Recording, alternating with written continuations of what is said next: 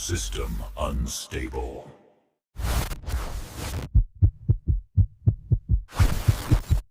Like and subscribe.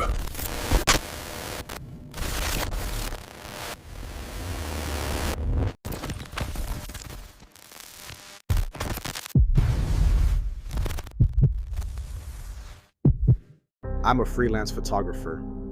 People think that means I see beauty everywhere. Mostly it means I stare at light for too long and argue with noise in the shadows.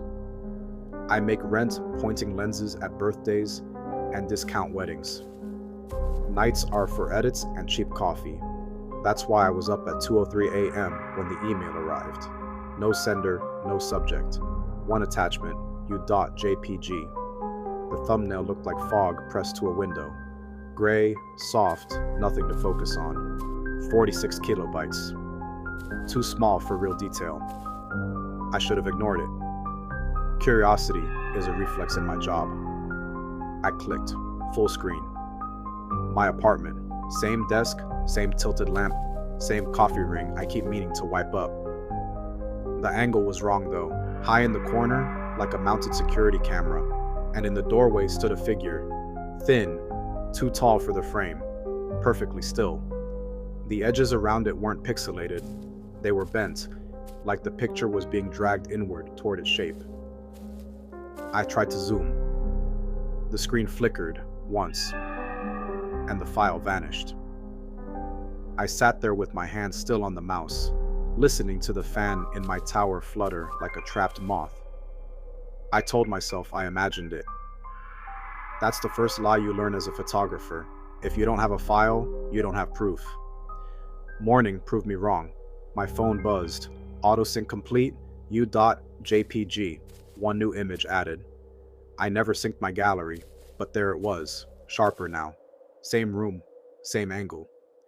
The figure was closer to the camera, upper half washed in the bluish light my monitor throws at the wall. At first I thought the face was blurred. Then I realized it didn't have one. Just skin stretched smooth where features should be, reflective like wet glass. I deleted it. It reappeared, deleted again, reappeared again.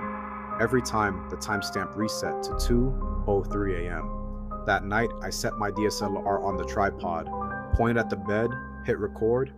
I wanted proof, or peace. The file in the morning ran 12 hours. The first two were nothing, me sleeping, the occasional twitch. At 2:03, the footage trembled like the codec was nervous. Autofocus rolled to the door, empty. Then, the shadows began to move. Not like light changing, like something invisible leaned out of the dark and pressed against it until it bent. The air fogged in front of the lens. You can hear condensation bead, tiny crackles if you push the volume. Then a hand pressed flat to the inside of the image. Veins webbed under translucent skin. It wasn't touching the lens. It was pressing the picture from the wrong side. The lens cracked hair fine, an iris of stress lines blooming across the glass. I stopped filming after that. I didn't stop watching the time. 2 days later, Sarah called, another photographer. I told her I'd gotten a weird file. She laughed, said it was obviously composited, offered to check the metadata. She called back quieter, said, "It's still changing." While I'm looking at it, then the line went dead. Her number texted me 10 minutes later. Beautiful composition. Attached was a photo of her apartment. In the reflection of her camera lens, a gray shape stood behind her, taller than the ceiling should allow. That's when I started writing things down.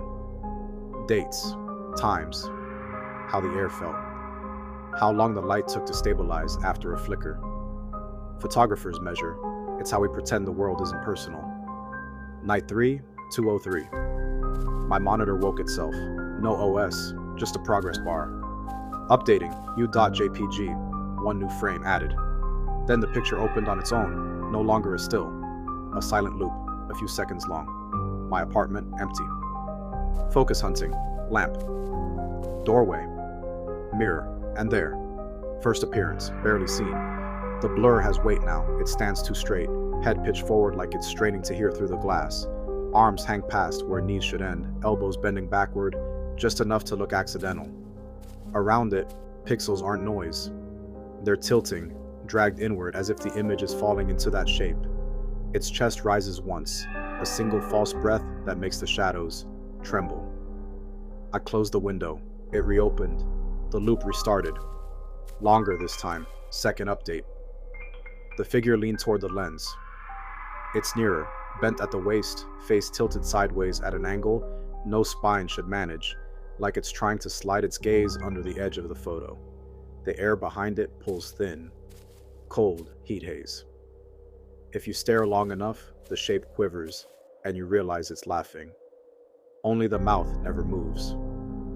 The laughter hides in the hum of the screen. I pulled the plug. The monitor stayed on a second longer than power should allow.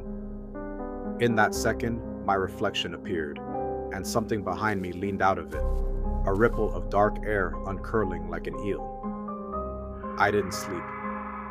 I kept the lights on, sat in the kitchen, listening to the faint, precise click of something like a shutter, every 7 or 8 breaths.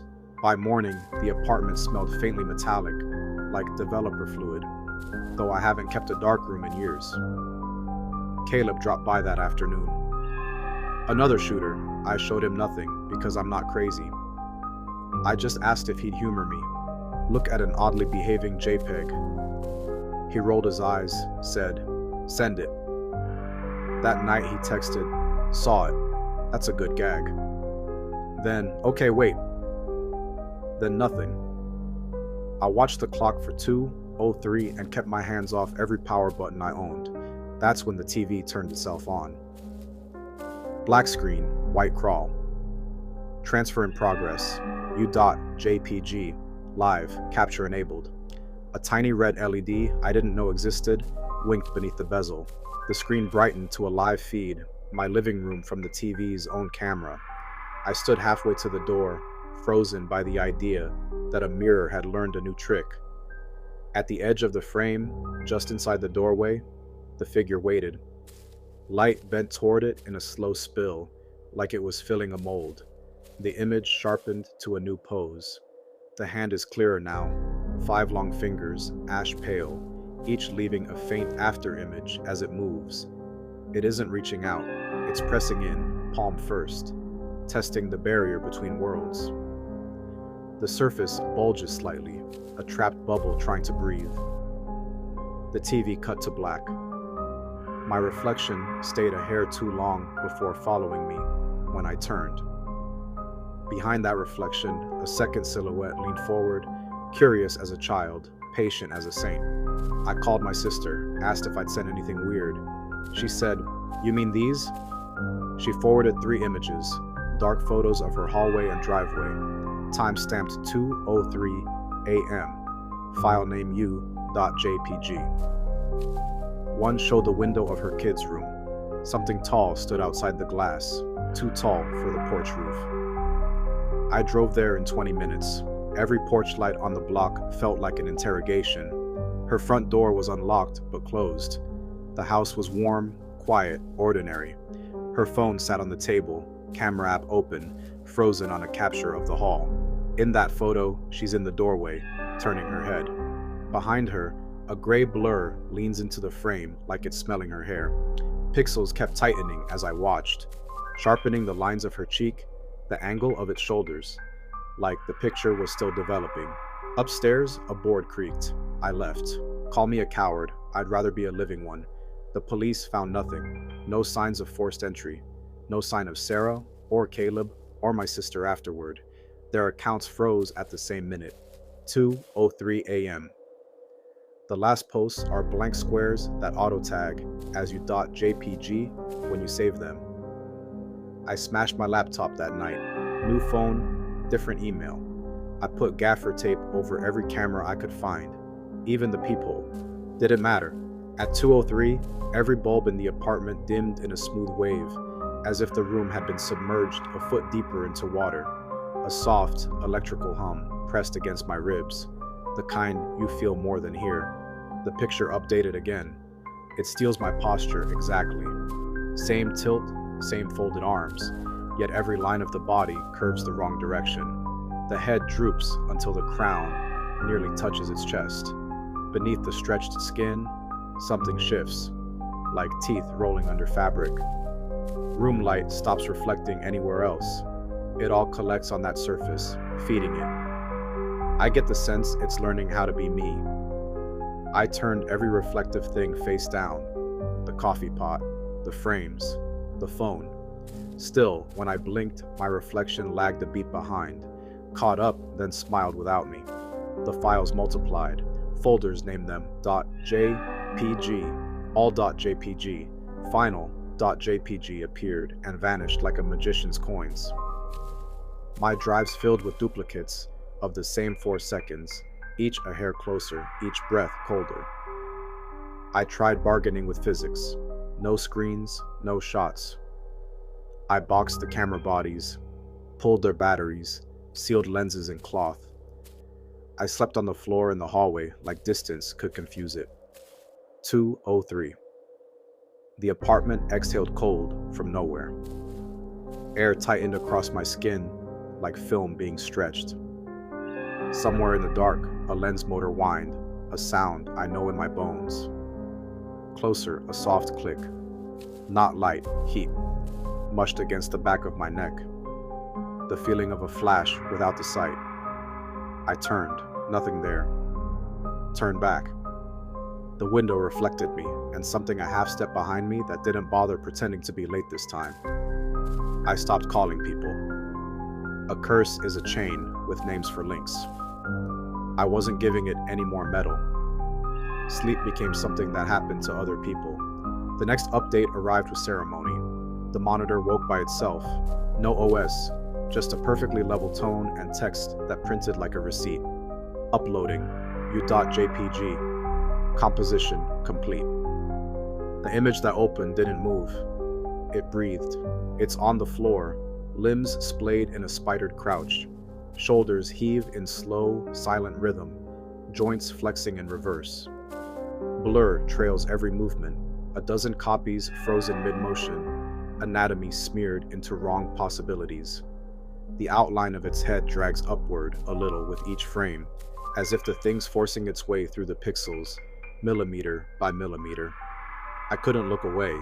Something about seeing a thing learn to stand is worse than seeing it already upright. Birth is messy. This felt older. Practiced. Like it had done this in 100 rooms before mine. I told myself out loud, this is a trick. I talked until my own voice sounded dubbed. I cupped my ears. I counted 8 long breaths. The last update came as a pressure change, the pop you feel in your sinuses on an elevator. My ears hissed, the room's square edges bowed outward a hair, like perspective itself was tired of holding straight lines. The screen brightened. One more frame. A storm of motion. Light unravels, walls stretch, the figure stands tall in the center. Every earlier pose is there, layered and ghosting. The listener, the lean, the reach, the crawl, all flickering inside the same body. The skin has gone mirror bright, reflecting the camera, the room, me, until nothing's in focus but that reflection. And in it, my face starts to fade, replaced by the things. The pixels stutter once more. Then, the image ends. I didn't breathe until the monitor clicked black and left me with my own face on glass. It stared a heartbeat too long before it followed me when I moved. Then it smiled, just a little, like it was proud. I packed a bag without looking at what I put in it. Keys, wallet, 1 lens cap. I made it to the door. The deadbolt was already turned, from the outside. I know how locks sit when they're wrong. I photographed them for landlords who want move-in ready proof. Mine looks satisfied. That's the only word I have. From the other side of the door, wood whispered, fibers shifting as if a palm slid along the grain. The temperature dropped hard enough to squeak the finish. I set my hand against it. Heat soaked out of my skin, slow and polite. Something pressed back. A print, human-sized. It matched the shape of my hand, and then widened. Fingers longer than mine crept to meet my knuckles through the wood. I stopped touching the door. The apartment went very quiet, not empty, expectant. The way a studio goes quiet right before the strobe fires. That 2-second stillness where light is a future that hasn't happened. My camera bodies were still boxed, the flashes dead. And yet, somewhere, a ready beep poised on a breath. I stood in the center of the room because there was nowhere else to stand. I spoke to it like it could be reasoned with. I said I was sorry. I said I wouldn't open any more files. I said names I shouldn't have said. At 2:03, the lights failed in a smooth pour. Not out. Down. The kind of dim that feels like velvet over your eyes. Something moved behind me with the soft skitter of film being advanced, close enough to stir the little hairs by my ear. I kept my eyes forward. The monitor woke itself one last time, pure white. It filled the room with blank daylight. In that light, the walls bowed farther.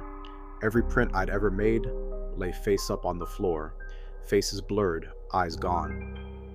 A figure stood among them, tall and wrong and beautiful, in the way a knife is beautiful when you understand edges. It lifted a hand. I knew what it wanted. The reach wasn't for me. It was for the camera I didn't hold. A single click, very soft, marked the shutter of something that shouldn't exist here. The heat flash that followed rippled my vision like air above a grill. I didn't see light. I saw it being recorded. My chest tightened on nothing. Breath wouldn't format. The hum under everything pitched lower, steady as a metronome in a room that knows the next note. That's where this should end, and maybe it does. They'll say the recovered footage corrupted, that only one frame survived. It will show a man at a desk, mouth open mid-breath, and a tall shape resting a hand on his shoulder like an old friend. The file name will be You.Jpg. The timestamp will be 2:03 a.m. If it ever arrives for you, don't open it. Don't even let the preview blink on your screen. Strip the room of eyes and glass and stillness. And if, anyway, you hear that gentle, courteous click at your back, hold still.